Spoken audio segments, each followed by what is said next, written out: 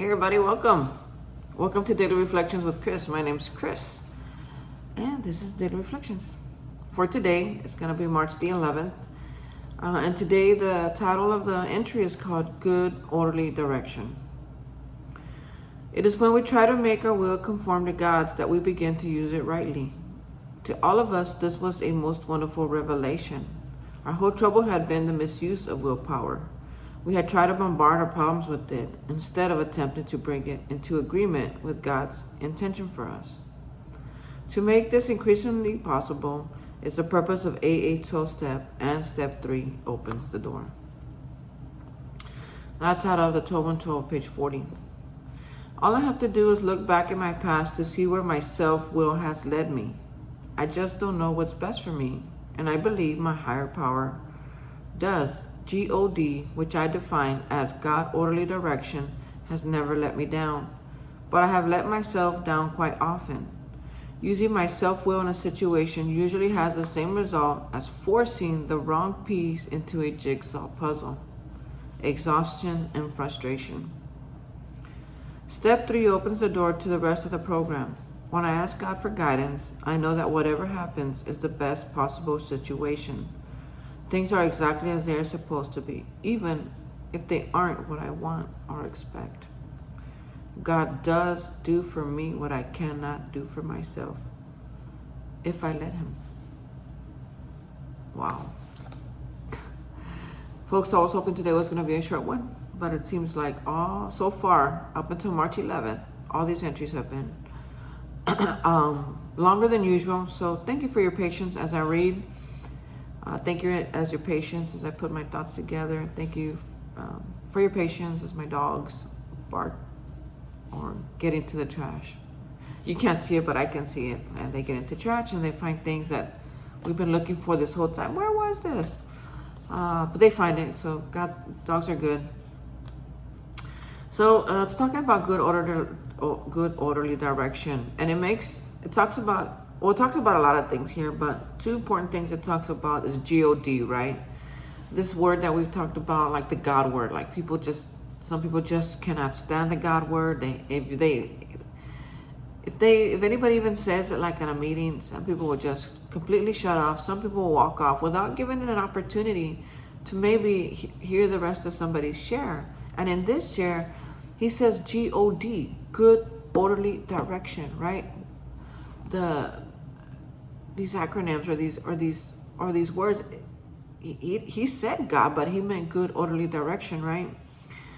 And and mine's different. My G.O.D is gift of desperation, because that's what keeps me in this room. This gift of desperation, like it really has been a gift for me to be so desperate, such a low bottom, so not wanting to go there that I'm willing to turn my life, my intentions, my day to a higher power, because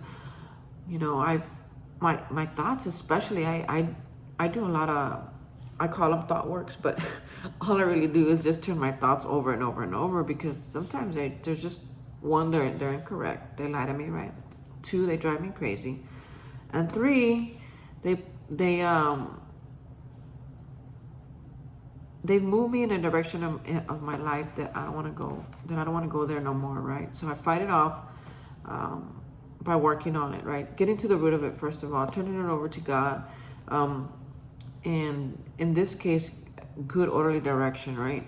So I may not always know the right thing to do. I might not always know what to do, but up until now, I'm learning what not to do, right? If it's causing me chaos, confusion, frustration, exhaustion, man, I'm trying too hard. I'm trying to force something. I'm trying to do things on my will, right? I'm trying to exert stuff into my life that doesn't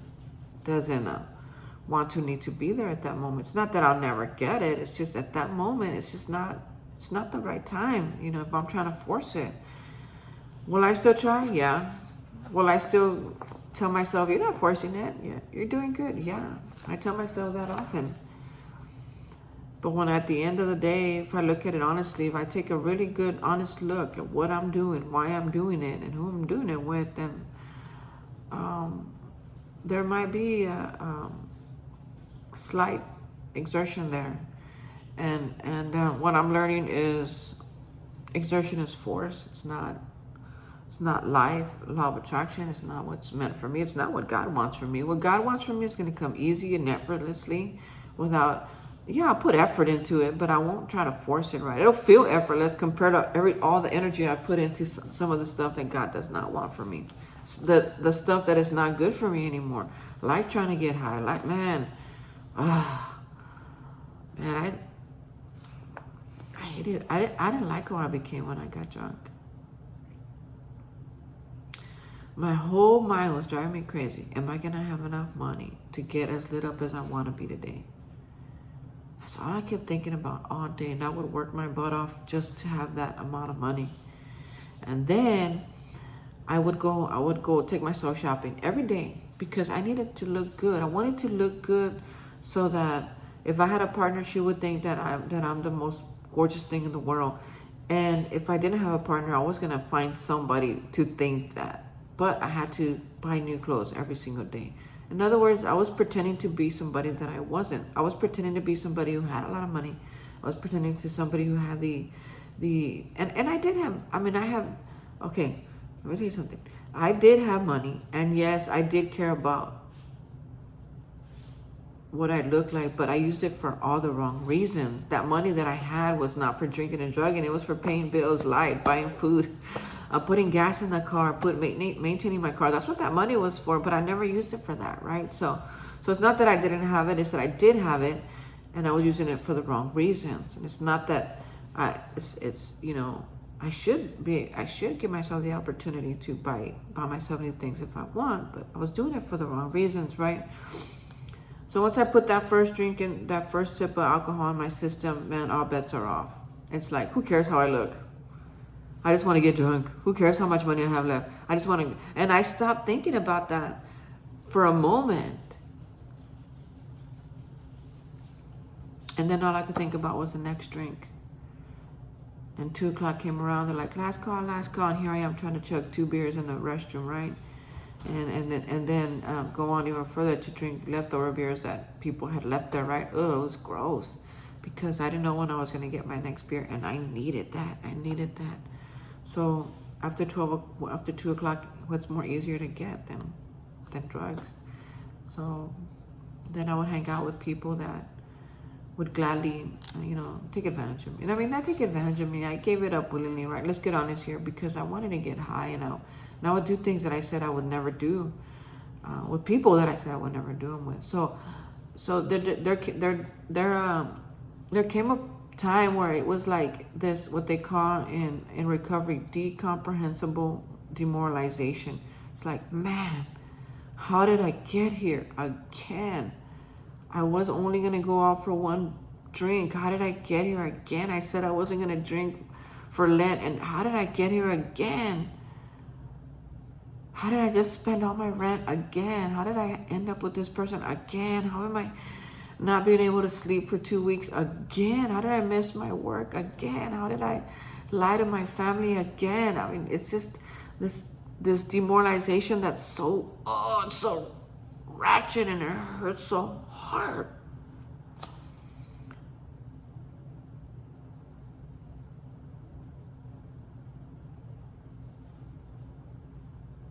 And as soon as that wore off, I'd do it all over again. That's what alcoholism and drug addiction does to you. It takes you to places that you never wanted to be. It keeps you there longer than you ever wanted to stay, and you spend more money than you ever wanted to spend. It's such a mental disease that just kills you from the inside out.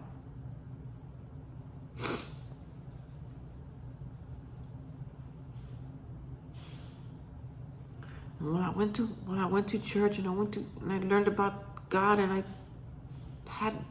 I still have like 6 or 7 Bibles in my house.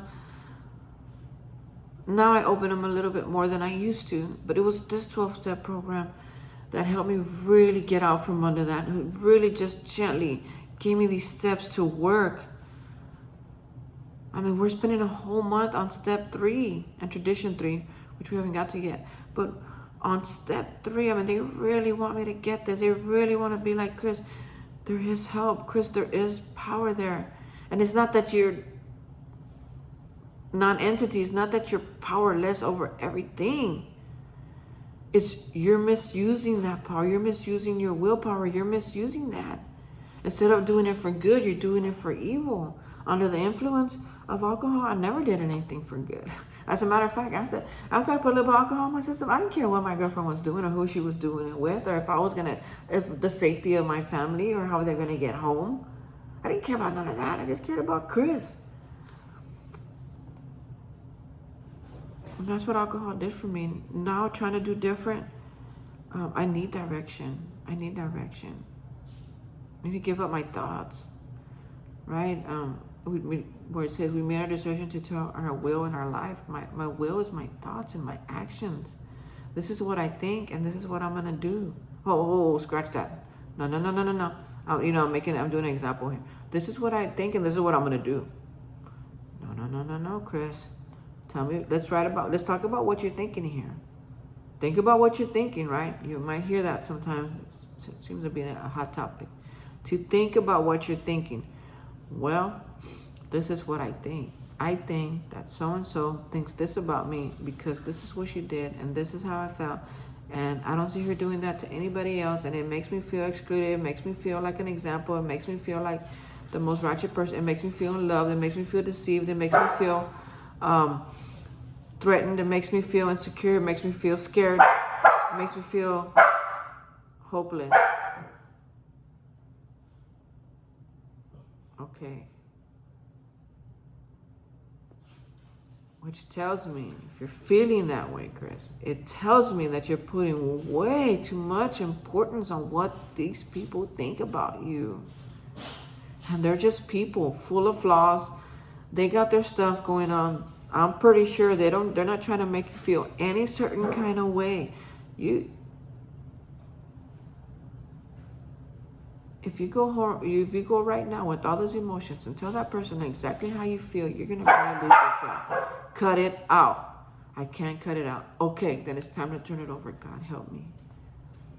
God help me because I can't cut it out. And more than anything, I want to go tell that person exactly how I feel. And while in the rooms of recovery, people totally get that, understand it. They want you to share that stuff. When I'm out there in the real world, at work or with my friends or with my family, they're not really gonna get all that stuff.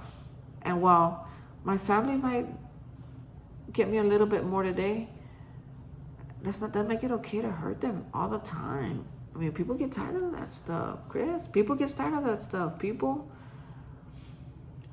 My pastor used to say, "Oh yeah, you were born that way? Oh yeah, you're born that way?" And the whole congregation would be like, "Yeah," because we're all angry. Yeah, he'll say, "But that doesn't mean you have to stay that way." And when he said that, I was like, he's really telling me something. He says, "Yeah, my excuses, they're no longer valid. Born this way, according to that. This is the way I was brought up. This is." Okay, yeah, you were, but you could be different. Anybody could be different, but there's work to be done. That's what these steps are. They're the work. It says right here.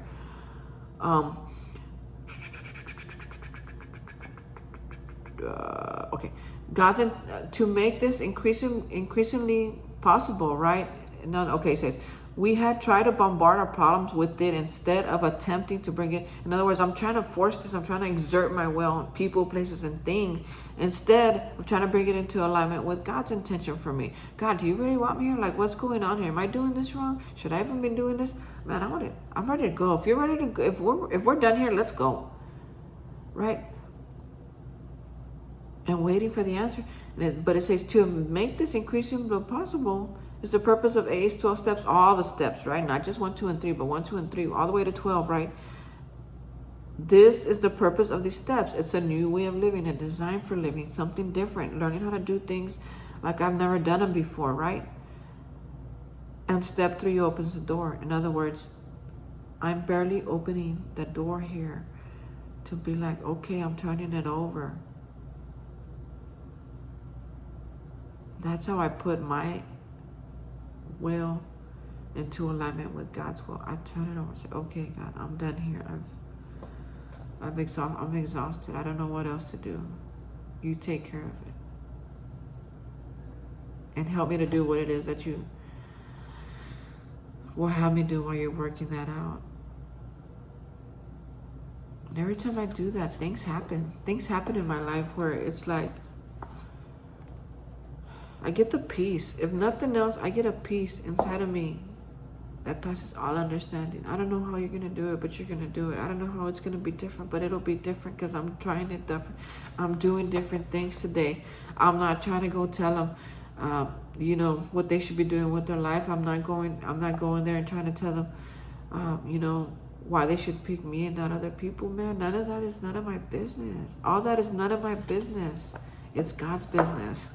God, take care of it.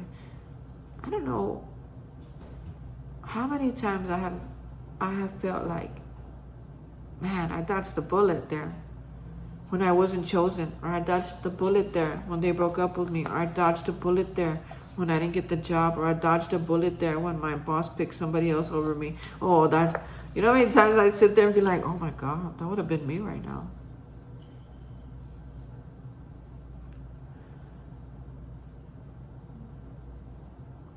Folks, I talk about a lot of things here. I talk about prayers. I talk about these books. I talk about this program and many other 12-step programs. I talk about my pastor and people who guide me in my life, my mentors.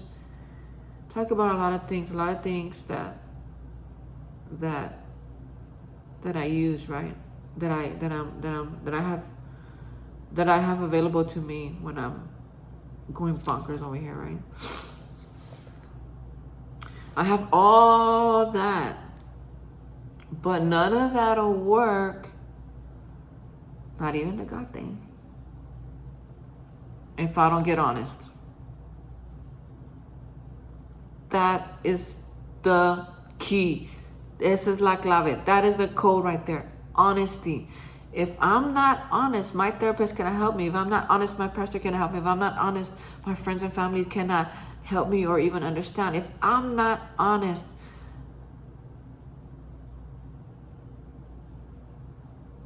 the solution will not present itself. It just won't. Just like I had to get honest, and step one says, yeah, man, I'm powerless over this stuff called alcohol, and it's making my life manageable. Until I came into agreement, until I totally got that, until I could admit that the solution could not present itself.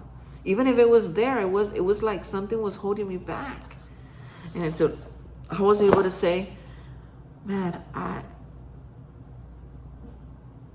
need more time. I need more time to think about this. I need more time to think about what I want to say. I need to step back from it. I'll come back to you. Let's talk about this. I don't want to ruin my life anymore like I used to. I want to do things different. And when I get honest about the way I've been doing things that hasn't worked, because I can still say, oh, it didn't work this time, but it'll work next time, because the consequences were really not that horrible. I mean, I just got a warning, and the cop let me go home. So I must not be that bad. He must have seen that I wasn't really drunk, that I was just a little tipsy. Okay, folks, keep it up. Keep lying to yourself. Keep lying to yourself. Oh, I messed up, but my wife's okay with it because she didn't file for divorce. Yeah, keep on doing it. It's coming, honey. Keep on doing it. It'll come. Oh, you know what? Man, I dodged a bullet with this one.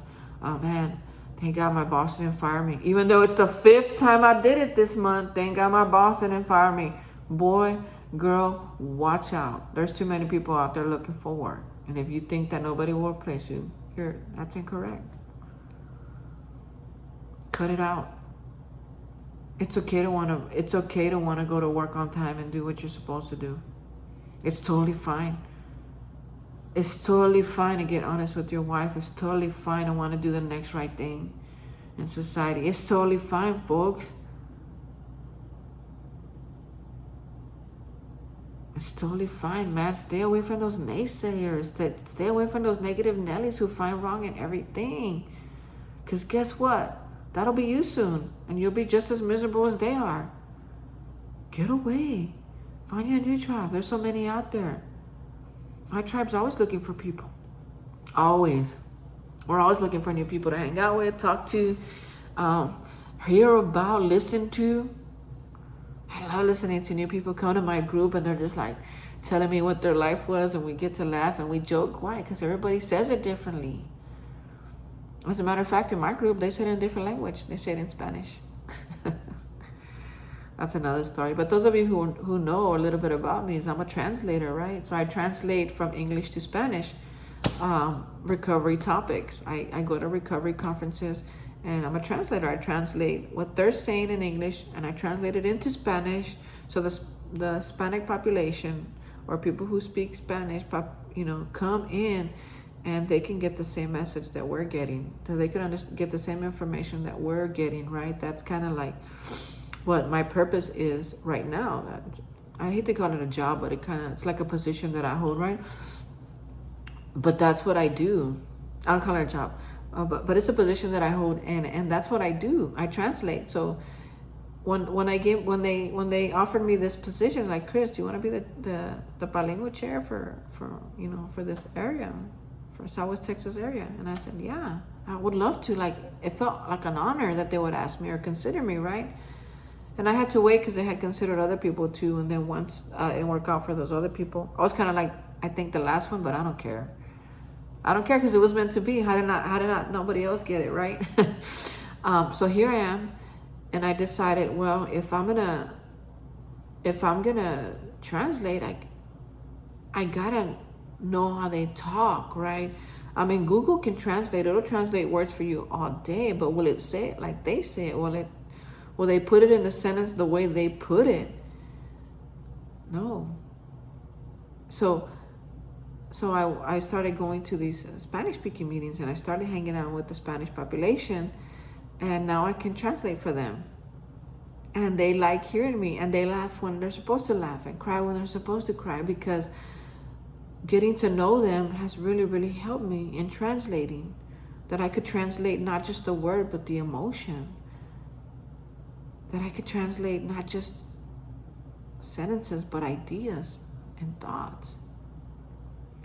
So it's really, really helped me, and that's why I go to Spanish-speaking meetings. I hang out with them pretty much every day. We just do life together. So listening to them every day, it's just really brought new light into my world, new experiences to share, new truths about myself that I hadn't been able to see yet. So it's been quite an adventure, and I'm very grateful for that. And that's one of those things that I can honestly say that God did for me what I couldn't do for myself, because I was going to a different group and I was dying over there. Not dying like physical death, just like not being fed anymore. I was starving of growth. And coming into this new meeting, I've been able to grow. And do they always say what I want to hear? Heck no, man. Them suckers, they ain't got no filters. They just tell you like it is. They're like, Chris, come on. You're in this program, you talk about this stuff. Well, what are you doing? I mean, when are you going to apply this to your work life? Have you thought about that? And it's like, yeah, I thought I was. Well, you're not if you're still acting the same. You're not if you're still behaving the same. You're not if you're still think you know more than your boss. You're not if you're getting jealous because they picked you. They picked somebody else. You haven't grown if you're still thinking that you're going to quit this job and find another one. Third job this year. Job's not the problem. The job is not the problem, Chris. Let's do the work. Come on, let's get honest. So, folks, I don't know where you're at in life. I don't know if you're struggling. I mean, this message is not just for the people who are struggling, even though I do want to give some hope to if you're struggling right now, thinking that things can never be different. They can. But maybe you're where you want to be and you're still thinking hopeless thoughts in your head. Maybe you haven't drank for a while. You're thinking that a beer sounds good right now. I get it. So does coffee. So does orange juice. So does a Coca-Cola. So does a Monster. That stuff sounds good too. And Coca-Cola might elevate my sugar, but it won't. I won't be chasing another one. If I put a Coca-Cola into my system right now, or a Sprite, or a Dr. Pepper, or a Big Red, I'm not gonna want another one, and then another one, and then another one, and I'm gonna spend all my rent check to try to get more Big Red in my system. It just doesn't happen, folks.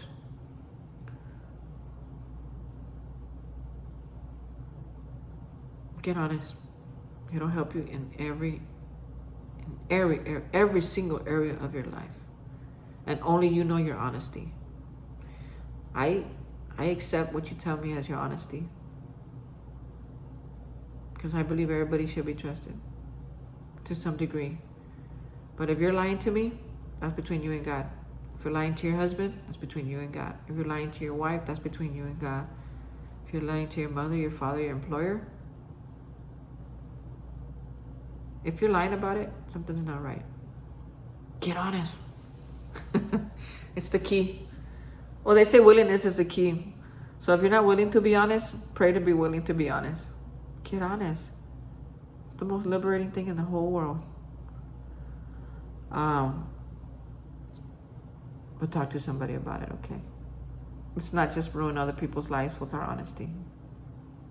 There's a way to do it. Discretion, restrain a pen and tongue.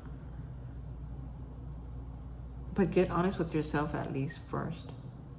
And then get into a solution about it, okay?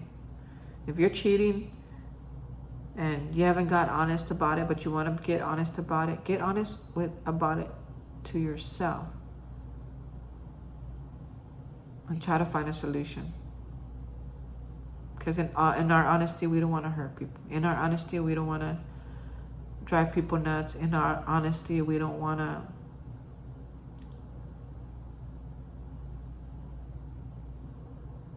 destroy others. Okay? I love you. I hope that you learned something. I hope that you that these 27 minutes were worth your time. But if they weren't, put in the comments. Say, Chris, hey, you take too long to get to the point, or whatever. Or if you want to share some of your experience, strength, and hope with other viewers, it's an anonymous program. You could just speak generally. You don't have to say names or anything. Maybe this has helped you a little bit. That'll be cool to put in the comments too.